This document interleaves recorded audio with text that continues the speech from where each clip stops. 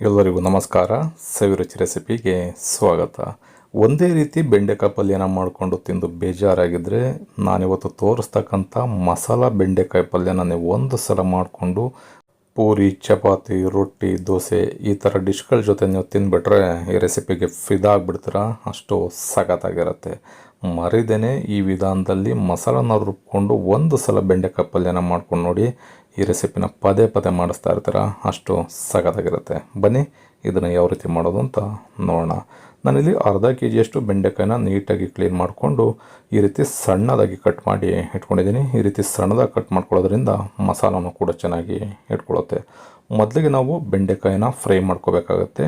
ಈ ರೀತಿ ಫ್ರೈ ಮಾಡೋದ್ರಿಂದ ಬೆಂಡೆಕಾಯಿನಲ್ಲಿರ್ತಕ್ಕಂಥ ಆ ಲೋಳೆ ಅಂಶ ಏನಿದೆ, ಅಂಟಿರುತ್ತಲ್ಲ, ಅದು ಸ್ವಲ್ಪನೂ ಕೂಡ ಇರೋದಿಲ್ಲ. ಹಾಗಾಗಿ ಮೊದಲಿಗೆ ನಾವು ಬೆಂಡೆಕಾಯಿನ ಒಂದು 8 ರಿಂದ 10 ನಿಮಿಷ ಈ ರೀತಿ ಎಣ್ಣೆಯಲ್ಲಿ ಫ್ರೈ ಮಾಡಿಕೊಂಡು ಪಲ್ಯನ ಮಾಡಿಕೊಂಡ್ರೆ ಬಹಳ ರುಚಿಯಾಗಿರುತ್ತೆ. ಒಂದು ಫ್ರೈ ಪ್ಯಾನ ತೊಗೊಂಡು 1 ಟೇಬಲ್ ಸ್ಪೂನಷ್ಟು ಎಣ್ಣೆನ ಸೇರಿಸ್ಕೊಂಡಿದ್ದೀನಿ. ಇದಕ್ಕೇ ಒಂದು ಈರುಳ್ಳಿನ ಸಣ್ಣದಾಗಿ ಕಟ್ ಮಾಡಿ ಸೇರಿಸ್ಕೊಳ್ಳೋಣ.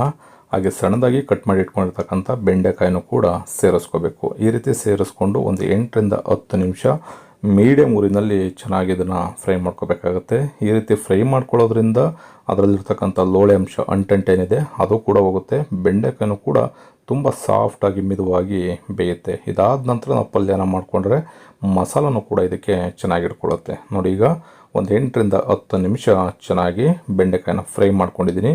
ಈ ರೀತಿ ಮಿದುವಾದ ನಂತರ ಇದನ್ನು ಸಪ್ರೇಟಾಗಿ ಒಂದು ಬೌಲ್ಗೆ ತೆಗೆದಿಟ್ಕೋಬೇಕು. ಈ ಬೆಂಡೆಕಾಯಿ ಪಲ್ಯಗೆ ಒಂದು ಮಸಾಲನ ರೆಡಿ ಮಾಡ್ಕೊಂಡು ಬನ್ನಿ. ಮಸಾಲನ ರುಬ್ಕೊಳ್ಳಿಕ್ಕೆ ಒಂದು ಮಿಕ್ಸಿ ಜಾರನ್ನ ತೊಗೊಂಡು 2 ಟೇಬಲ್ ಸ್ಪೂನಷ್ಟು ತೆಂಗಿನಕಾಯಿ ತುರಿನ ಸೇರಿಸ್ಕೊಳ್ತಾ ಇದ್ದೀನಿ. ಖಾರಕ್ಕೆ ಒಂದು 2 ರಿಂದ 3 ಹಸಿಮೆಣಸಿಕಾಯಿ, 1 ಇಂಚಿನಷ್ಟು ಶುಂಠಿ, 1 ಎಸಳಿನಷ್ಟು ಕರ್ಬೇವಿನ ಸೊಪ್ಪನ್ನು ಸೇರಿಸ್ಕೊಳ್ತಾ ಇದ್ದೀನಿ. ಒಂದು ಅರ್ಧ ಟೀ ಸ್ಪೂನಷ್ಟು ಜೀರಿಗೆ, 1 ಗೆಡ್ಡೆ ಬೆಳ್ಳುಳ್ಳಿನ ಸಿಪ್ಪೆನ ಬಿಡಿಸಿ ಸೇರಿಸ್ಕೊಳ್ತಾ ಇದ್ದೀನಿ. ಸ್ವಲ್ಪ ಕೊತ್ತಂಬರಿ ಸೊಪ್ಪು. ಇಷ್ಟು ಪದಾರ್ಥನ ಸೇರಿಸ್ಕೊಂಡು 1 ರಿಂದ 2 ಟೇಬಲ್ ಸ್ಪೂನಷ್ಟು ನೀರನ್ನು ಸೇರಿಸ್ಕೋಬೇಕು. ನೀರನ್ನು ಅಷ್ಟೇ ತುಂಬ ಜಾಸ್ತಿ ಸೇರಿಸೋದಕ್ಕೆ ಹೋಗ್ಬೇಡಿ.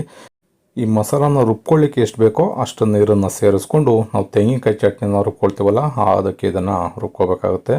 ಸ್ವಲ್ಪನೂ ಕೂಡ ತರ್ತರಿ ಇರಬಾರ್ದು. ಆ ರೀತಿ ನೈಸಾಗಿ ಈ ಮಸಾಲಾನ ರೆಡಿ ಮಾಡ್ಕೋಬೇಕು. ಈ ರೀತಿ ಮಸಾಲಾನ ರುಬ್ಕೊಂಡು ನೀವು ಬೆಂಡೆಕಾಯಿ ಪಲ್ಯನ ಮಾಡ್ಕೊಂಡು ನೋಡಿ. ಈ ರೆಸಿಪಿಗೆ ಫಿದಾಗ್ಬಿಡ್ತೀರ. ಬೆಂಡೆಕಾಯಿನ ತಿಂದಿದ್ದವರು ಕೂಡ ತಿನ್ನೋದಕ್ಕೆ ಶುರು ಮಾಡಿಬಿಡ್ತೀರ. ಅಷ್ಟು ಸಖತ್ತಾಗಿರುತ್ತೆ.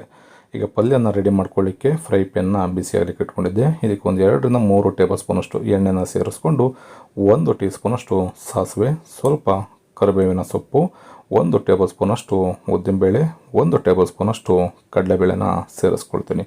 ಇಷ್ಟು ಒಗ್ಗರಣೆ ಪದಾರ್ಥಗಳನ್ನ ಎಳೆ ಕಾವ್ನಲ್ಲಿ ಇಟ್ಕೊಂಡು ಒಂದು ಅರ್ಧದಿಂದ 1 ನಿಮಿಷ ಚೆನ್ನಾಗಿ ಫ್ರೈ ಮಾಡ್ಕೋಬೇಕು. ನಾನು ಆಲ್ರೆಡಿ ಬೆಂಡೆಕಾಯಿನ ಬೇಯಿಸೋದಕ್ಕೆ 1 ಈರುಳ್ಳಿನ ಸಣ್ಣದಾಗಿ ಕಟ್ ಮಾಡಿ ಸೇರಿಸ್ಕೊಂಡಿದ್ದೆ. ಮತ್ತು ಈಗ ಇನ್ನೊಂದು ಈರುಳ್ಳಿನ ಸಣ್ಣದಾಗಿ ಕಟ್ ಮಾಡಿ ಸೇರಿಸ್ಕೊಳ್ತಾ ಇದ್ದೀನಿ. ಈ ರೀತಿ ಸೇರಿಸ್ಕೊಂಡು ಈರುಳ್ಳಿ ಸ್ವಲ್ಪ ಮಿದುವಾಗಬೇಕು. ಒಂದು ಅರ್ಧದಿಂದ 1 ನಿಮಿಷ ಎಣ್ಣೆನಲ್ಲಿ ಚೆನ್ನಾಗಿ ಫ್ರೈ ಮಾಡ್ಕೊಳ್ಳೋಣ. ಈರುಳ್ಳಿನ ನೀವು ಎಷ್ಟು ಚೆನ್ನಾಗಿ ಫ್ರೈ ಮಾಡ್ತೀರಾ ಆ ಎಣ್ಣೆನ ಹೀರ್ಕೊಂಡಿರೋದನ್ನೆಲ್ಲ ಬಿಟ್ಟು ನಿಮಗೆ ತಿನ್ನಲಿಕ್ಕೆ ಬಹಳ ರುಚಿಯಾಗಿ ರೆಡಿ ಆಗುತ್ತೆ. ಹಾಗಾಗಿ ಈರುಳ್ಳಿನ ಸಾಧ್ಯವಾದಷ್ಟು 1 ರಿಂದ 2 ನಿಮಿಷ ಚೆನ್ನಾಗಿ ಫ್ರೈ ಮಾಡ್ಕೋಬೇಕು. ಈರುಳ್ಳಿ ಚೆನ್ನಾಗಿ ಫ್ರೈ ಆದ ನಂತರ ನಾವು ರುಬ್ಬಿಟ್ಕೊಂಡಿರ್ತಕ್ಕಂಥ ಈ ಗ್ರೀನ್ ಮಸಾಲಾನ ಸೇರಿಸ್ಕೊಳ್ಳೋಣ. ಈ ರೀತಿ ಗ್ರೀನ್ ಮಸಾಲಾನ ಸೇರಿಸ್ಕೊಂಡು ಬೇಕಿದ್ರೆ ಒಂದು 1/4 ಟೀ ಸ್ಪೂನಷ್ಟು ಅರಿಶಿಣದ ಪುಡಿನ ಸೇರಿಸ್ಕೊಳ್ಳಿ. ಬೇಡ ಅಂತಂದರೆ ಸ್ಕಿಪ್ ಮಾಡ್ಬೋದು. ಈ ಮಸಾಲ ಚೆನ್ನಾಗಿ ಬೆಂದು ಎಣ್ಣೆ ಬಿಡಬೇಕು. ಹಾಗೆ ಇದರಲ್ಲಿರ್ತಕ್ಕಂಥ ಹಸಿ ಸ್ಮೆಲ್ಲೆಲ್ಲ ಕಡಿಮೆ ಆಗಬೇಕು. ಇದನ್ನು ಅಷ್ಟೇ ಒಂದು 2 ರಿಂದ 3 ನಿಮಿಷ ಎಳೆ ಕಾವ್ನಲ್ಲಿ ಲೋ ಫ್ಲೇಮ್ನಲ್ಲೇ ಬೇಯಿಸ್ಕೋಬೇಕಾಗತ್ತೆ. ರುಚಿಗೆ ಎಷ್ಟು ಬೇಕೋ ಅಷ್ಟು ಉಪ್ಪನ್ನ ಸೇರಿಸ್ಕೊಂಡು ಈ ಮಸಾಲೆ ಎಲ್ಲ ಚೆನ್ನಾಗಿ ಬೆಂದು ಎಣ್ಣೆ ಬಿಡಬೇಕು. ಅಲ್ಲಿವರೆಗೂ ಇದನ್ನು ಬೇಯಿಸ್ಕೋಬೇಕು. ಅದಾದ ನಂತರ ನಾವು ಫ್ರೈ ಮಾಡಿ ಇಟ್ಕೊಂಡಿರ್ತಕ್ಕಂಥ ಬೆಂಡೆಕಾಯಿನ ಇದಕ್ಕೆ ಸೇರಿಸ್ಕೋಬೇಕಾಗತ್ತೆ. ನೋಡಿ, ಈಗ ಚೆನ್ನಾಗಿ ಮಸಾಲೆ ಎಲ್ಲ ಬೆಂದಿದೆ.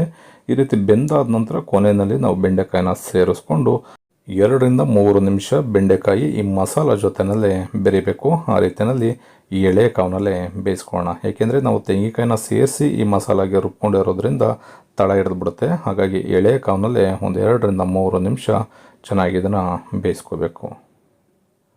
ನೋಡ್ಬೋದು ಎಷ್ಟು ಸಖತ್ತಾಗಿ ಮಸಾಲ ಬೆಂಡೆಕಾಯಿ ಪಲ್ಯ ರೆಡಿಯಾಗಿದೆ ಅಂತ. ಆಗಲೇ ಹೇಳ್ದಾಗೆ ಈ ವಿಧಾನದಲ್ಲಿ ಮಾಡಿಕೊಂಡು ನೀವು ಚಪಾತಿ, ರೊಟ್ಟಿ, ಪೂರಿ ಜೊತೆ ತಿಂತಾಯಿದ್ರೆ ಅದ್ಭುತವಾಗಿರುತ್ತೆ. ತಿಂದೇ ಇದ್ದವರು ಕೂಡ ತಿನ್ನೋದಕ್ಕೆ ಶುರು ಮಾಡಿಬಿಡ್ತೀರ. ಕೊನೆಯಲ್ಲಿ ಒಂದು ಅರ್ಧ ನಿಂಬೆಹಣ್ಣನ್ನು ಇದಕ್ಕೆ ಹಿಂಡ್ಕೊಳ್ಳೋಣ. ಈ ರೀತಿ ನಿಂಬೆಹಣ್ಣಿನ ರಸನ ಸೇರಿಸಿ ಆದಮೇಲೆ ಸ್ಟವನ್ನು ಕಂಪ್ಲೀಟಾಗಿ ಆಫ್ ಮಾಡಿದ್ರೆ ಬೆಂಡೆಕಾಯಿ ಪಲ್ಯ ರೆಡಿ ಆಗುತ್ತೆ. ಈ ರೆಸಿಪಿ ನಿಮಗೆ ಇಷ್ಟ ಆಯಿತು ಅಂತ ಅಂದ್ಕೊಳ್ತೀನಿ. ಇಷ್ಟ ಆಗಿದರೆ ಆದಷ್ಟು ಜನಕ್ಕೆ ಈ ರೆಸಿಪಿನ ಶೇರ್ ಮಾಡಿ. ಇನ್ನೂ ಹೊಸದಾಗಿ ನೋಡ್ತಾ ಇರ್ತಕ್ಕಂಥವ್ರು ನಮ್ಮ ಚಾನಲ್ನ ಸಬ್ಸ್ಕ್ರೈಬ್ ಮಾಡ್ಕೊಂಡಿಲ್ಲ ಅಂತಂದರೆ ಸಬ್ಸ್ಕ್ರೈಬ್ ಮಾಡ್ಕೊಳ್ಳಿ. ಪಕ್ಕದಲ್ಲಿ ಇರ್ತಕ್ಕಂಥ ಬೆಲ್ ಬಟನ್ನ ಪ್ರೆಸ್ ಮಾಡಿ. ಫೇಸ್ಬುಕ್ಕಲ್ಲಿ ನೋಡ್ತಾ ಇರ್ತಕ್ಕಂಥವ್ರು ನಮ್ಮ ಸವಿರುಚಿ ರೆಸಿಪಿ ಫೇಸ್ಬುಕ್ ಪೇಜ್ ಇದೆ, ಅದನ್ನು ಕೂಡ ಫಾಲೋ ಮಾಡಿ. ನೀವು ಕೂಡ ಮರೆಯದೇ ಮನೆಯಲ್ಲಿ ಒಂದು ಸಲ ಟ್ರೈ ಮಾಡಿ ಹೇಗಿತ್ತು ಅಂತ ಕಮೆಂಟ್ ಮಾಡಿ ತಿಳಿಸಿ. Thank you.